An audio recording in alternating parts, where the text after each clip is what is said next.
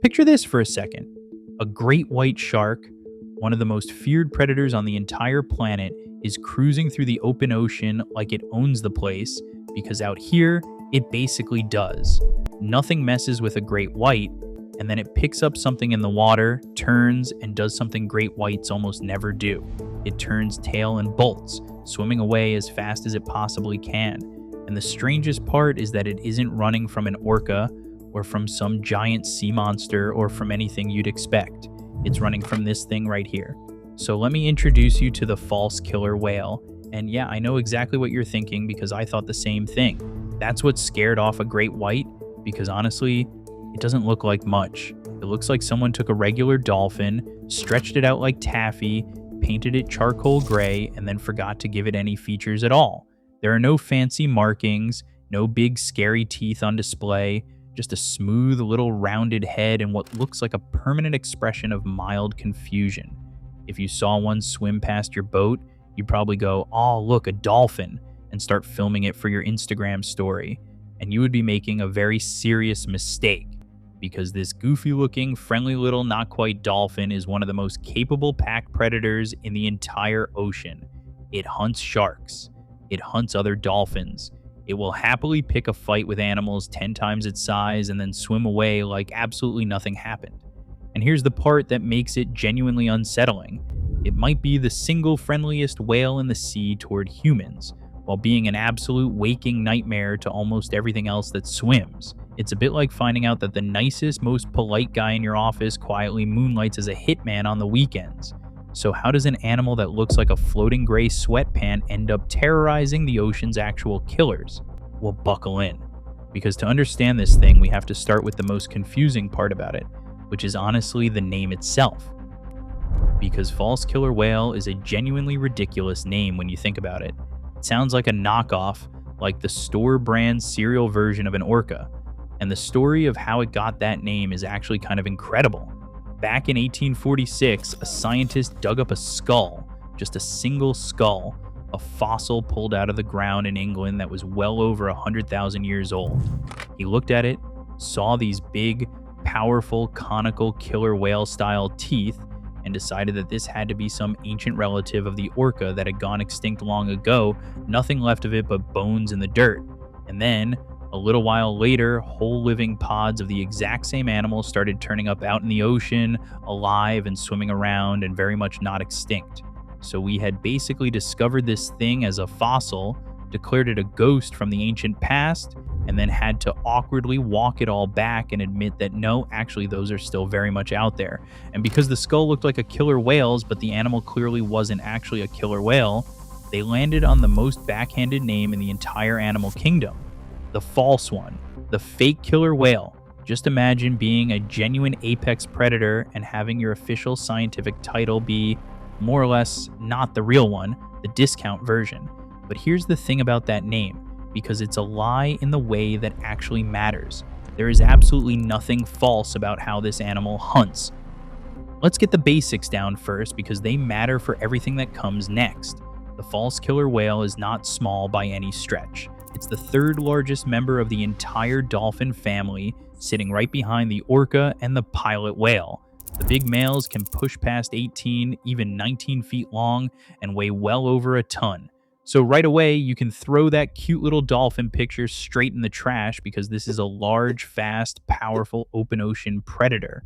And like the orca, it is technically a dolphin, which, if you've been paying any attention at all to how the ocean actually works, is not the warm and reassuring fact that most people think it is. The dolphin family is not the friendly theme park petting zoo that everyone imagines. The dolphin family is where the ocean quietly keeps some of its smartest, most coordinated, and frankly most ruthless killers. Orcas are dolphins, remember? And the false killer whale is cut from that exact same cloth with the same intelligence, the same teamwork, and the same complete lack of mercy. So what does it actually eat? Normally it goes for fish and squid, and a lot of it, somewhere around 5% of its entire body weight every single day. But it doesn't bother chasing easy little fish. It targets big, fast, muscular prey like tuna and mahi-mahi, the kind of powerful open ocean fish that most predators can't even catch in the first place. And the way it kills them is the first real clue that this animal is smarter and nastier than its goofy face lets on. It runs the fish down at high speed, catches it in its mouth, and then, and this is a real documented detail, it shakes the fish violently until it dies and peels the skin right off with its teeth before eating it. It's not just gulping its food down whole, it's actually processing it, and an animal with real technique like that should tell you something. But tuna is just the warm-up act, because when a false killer whale decides that it wants to, it goes after prey that has absolutely no business being on a dolphin's menu. It hunts sharks, and I mean that it hunts them deliberately, not by accident, not cornered, and not in self-defense. False killer whales have been documented going out of their way to harass and attack sharks in the open ocean, and I really need you to sit with how backwards that is for a moment. In basically every ocean story you have ever heard in your entire life, the shark is the threat. The shark is the music from Jaws. The shark is the thing you're supposed to be absolutely terrified of. And here is this smooth gray, not-quite-dolphin treating a shark like it's a menu item at a drive-thru. The thing that scares you is scared of this. And it doesn't even stop at sharks, because false killer whales have also been recorded hunting and killing other dolphins. They'll run down smaller dolphin species and eat them, which makes this an animal that's willing to cannibalize its own broader family. So picture that scene from the little dolphin's point of view for a second. You're swimming along, having a perfectly lovely day, and you spot a pod of what look like slightly bigger, friendlier dolphins cruising toward you, and by the time you realize that those are not, in fact, here to be your friends, it is already far too late. Okay, so at this point, you're probably thinking the obvious thing, and it's a completely fair thing to think. Sure, it bullies sharks and eats smaller dolphins, but those are all smaller than it, so big deal, right? What happens when this thing runs into something genuinely enormous? Something that should absolutely be able to put it in its place? Well, that's a great question, because these animals share the deep open ocean with the sperm whale, an animal that's 60 feet long, weighs 50 tons, and happens to be the single largest predator with teeth on the entire planet. This is a creature so massive and so powerful that it dives into the crushing black depths to fight giant squid in total darkness. So surely, the 1-ton false killer whale takes one look at that and decides to keep its head down and stay very, very quiet. And the answer is no, not even a little bit. False killer whales have actually been documented harassing sperm whales, and let me put that into real terms for you. A 1-ton animal deciding to go antagonize a 50-ton animal is roughly the equivalent of a golden retriever deciding to pick a fight with an elephant. The math simply does not work, and it should not happen. And yet they do it over and over again because false killer whales seem to operate on one simple, borderline insane principle that we're going to keep bumping into. They do not appear to believe that anything in the ocean actually outranks them. Size just doesn't scare them, and it doesn't even seem to register. To them, a sperm whale isn't a monster to be avoided, it's just a big, annoying neighbor. So how does a 1-ton animal get away with harassing sharks and sperm whales and eating its own cousins and just consistently coming out on top? How is it not getting completely demolished out there? Well, it manages it the same way the ocean's other great bullies do, which is that they never, ever come alone. False killer whales are intensely, almost unbelievably social. They travel in pods, and I don't mean cozy little family units of 5 or 6. A typical group runs dozens of animals strong, and they routinely gather into massive aggregations of hundreds. There are documented pods of up to 500 of these animals moving through the ocean together, and I want you to really try to picture that, because 500 coordinated, intelligent, powerful pack predators all in constant communication and all moving as a single unit is a genuinely terrifying thing. So when a false killer whale picks a fight, it is almost never a fair one. It's not one dolphin against a shark, it's a wolf pack the size of a small town, and you are the unlucky thing that just swam into the middle of it. And this is where I want to show you the part that really proves these aren't just big dumb animals blundering into things, because researchers who have actually studied them found something remarkable. When they listened in on false killer whales, they recorded this enormous, complex library of sounds, all these whistles and squeals and clicks and pulsing calls, so many different distinct noises that scientists genuinely believe their communication system might be more elaborate than we're currently able to decode. This isn't random background noise, this is a coordinated, talking, thinking, hunting force that's constantly relaying information across the entire group. That is what's actually happening underneath that goofy little face of 500 strong army that never stops talking to each other. Now, I know some of you are still not fully convinced, and you're sitting there thinking, okay, but if a shark or a sperm whale actually turned around and fought back, who would really win? And let's be honest about it, because the honest answer is that one-on-one in a straight fight, the false killer whale often isn't the biggest thing in the water. A big shark or a sperm whale is a genuinely serious animal, and in a true one-on-one duel, the false killer whale doesn't automatically win, because it simply isn't the size king out there. But here's the whole point, and it's the thing we always get wrong when we imagine these fights. The ocean is never a one-on-one arena. We picture a fair duel, but there are no fair duels out here. When something is deciding whether to take on a pod of false killer whales, it isn't doing the math on one dolphin, it's doing the math on 50 of them, or 100, all coordinated, all aggressive, and all willing to swarm at the same moment. And even if that shark or that big predator could kill one or two of them, it's going to get rammed and bitten and completely exhausted in the process. And out in the wild, taking real damage is a death sentence. A predator with a torn fin or a broken jaw can't hunt anymore, and a predator that can't hunt is going to slowly starve. So the calculation comes out exactly the same way every single time. There's no reward big enough to justify fighting a screaming mob of 100 false killer whales, so you don't do it, you leave. Exactly like that great white did at the very beginning of this video. Oh, and it somehow gets even better because these animals are absolute menaces in a way that's honestly kind of funny. They steal. There's a well-documented behavior where false killer whales will follow fishing boats, wait patiently for the fishermen to hook a big, beautiful tuna on a long line, and then swoop in and pluck the fish right off the hook before the human can even reel it in.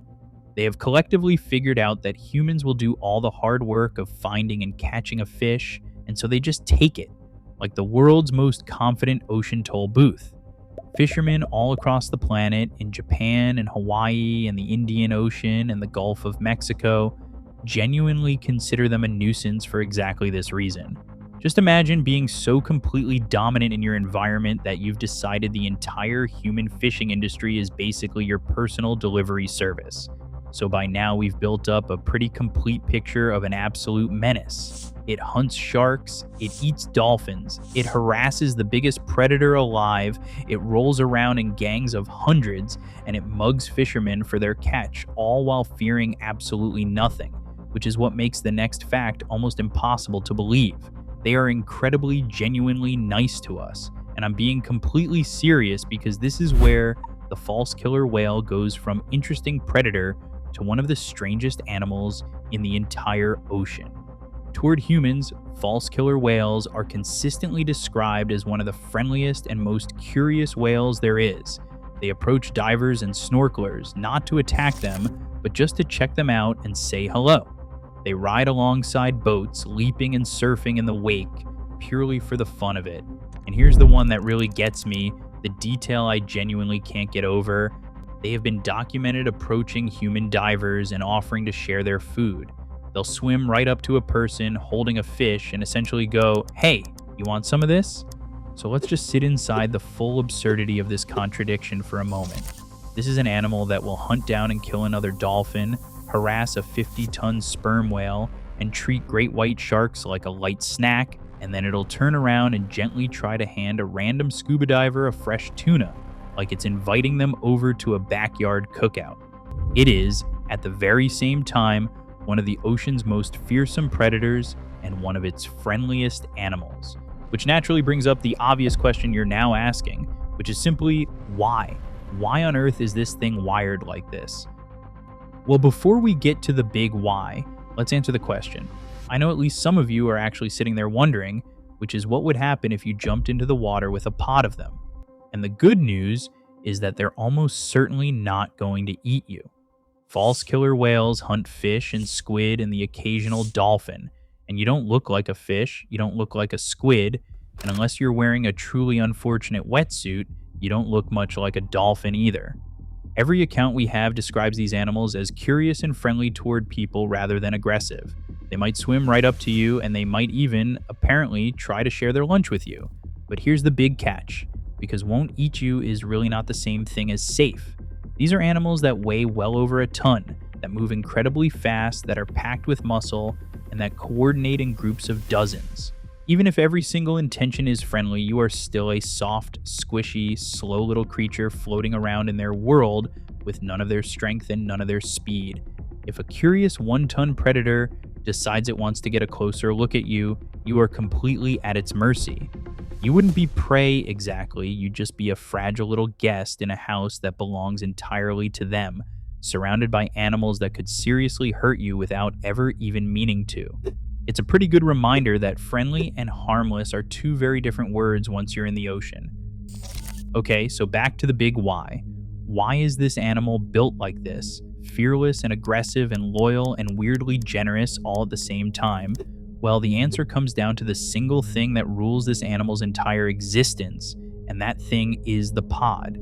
Everything about the false killer whale, the fearlessness, the aggression, the food sharing, the friendliness, every bit of it traces right back to those extreme, unbreakable social bonds. These animals live their whole lives inside tight, stable groups. They share food with each other constantly, and not just with divers.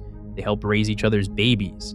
They form bonds so strong that they'll stay side by side for decades, and they're so socially open that they'll even build lasting friendships with completely different species because they've been documented forming long-term partnerships with bottlenose dolphins, and the two have actually interbred to produce a real hybrid animal that people nicknamed the wolfin. That's not a joke, by the way. That is a genuine creature that exists purely because a false killer whale and a bottlenose dolphin got a little too close. So, the fearlessness suddenly makes total sense once you understand the pod. When you are never, ever alone. When you're surrounded at every single moment by dozens of powerful, loyal, intelligent packmates who would swarm anything that dared to threaten you, then you simply don't have to be scared of the shark or the sperm whale or anything else in the sea. Your entire world is your group, and your group is an army.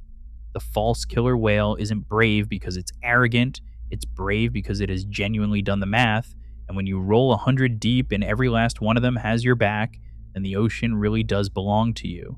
But if you've watched enough of these stories, then you could feel this next part coming from a mile away because that incredible strength is hiding a devastating, tragic flaw.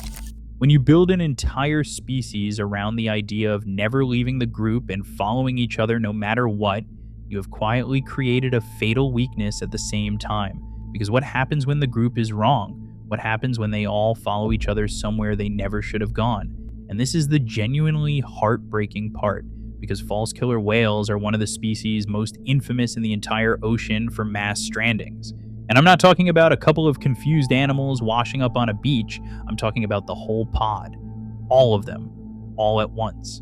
Their bond is so absolute and so total that if one member gets sick or disoriented, maybe from an illness, maybe from loud noise in the water, maybe from something we still don't fully understand, and that one animal turns and starts swimming towards shore, then the others simply follow. They don't stop and they don't peel off to save themselves because their instinct to stay with the group completely overrides their own instinct to survive. So they follow their pack mate right up onto the sand, every last one of them, together. And these strandings can be almost unimaginably huge. The single worst one ever recorded happened in Argentina back in 1946, when over 800 false killer whales beached themselves at the exact same time. 800 of them. An entire community, an entire population wiped out in a single afternoon, and not because they were weak, and not because a predator got them, but because the very bond that made them invincible out in the water became a death sentence the moment one of them turned the wrong way. And there's a truly sad footnote to all of it, which is that so many of these animals have died in strandings over the years that, for a long time, a huge chunk of everything scientists even knew about the species came from studying the bodies left behind on the beaches. We learned about them, in large part, by watching them die together. And that's the whole animal right there, captured in one devastating fact. The The false killer whale is the perfect example of what happens when you build a creature around loyalty above absolutely everything else. That loyalty is its superpower, and it's the entire reason a 1-ton dolphin can chase off great white sharks, harass 50-ton giants, mug fishermen for their dinner, and rule the open ocean without a single shred of fear. It's the reason they share their food, raise each other's young, and even adopt other species into the family. Together they are close to untouchable, and together they are one of the most formidable forces in the entire sea. But the exact same thing that makes them unstoppable as a group is the very thing that can wipe out every last one of them in a single afternoon. They are fearless because they are never alone, and they are doomed for that very same reason. They will follow each other absolutely anywhere, even when anywhere turns out to be the last place in the world they should ever go. So the next time somebody shows you a picture of this smooth, gray, faintly smiling little not-quite-dolphin and tells you it's just a harmless goofball, you'll know the real truth. That false killer whale isn't a knockoff of anything. It's one of the most fearless, loyal, and quietly terrifying hunters in the entire ocean. An animal that will cheerfully hand you a fish with the very same mouth it uses to hunt down sharks. It just also happens to love its family so completely that it would follow them straight off the edge of the world. And speaking of which, if you want to meet the real killer whale, the actual apex predator that this thing was named after, the one animal in the entire ocean that truly answers to nobody and runs from nothing, then check out this video right here. Trust me, after meeting the fake one, you are absolutely going to want to meet the real deal.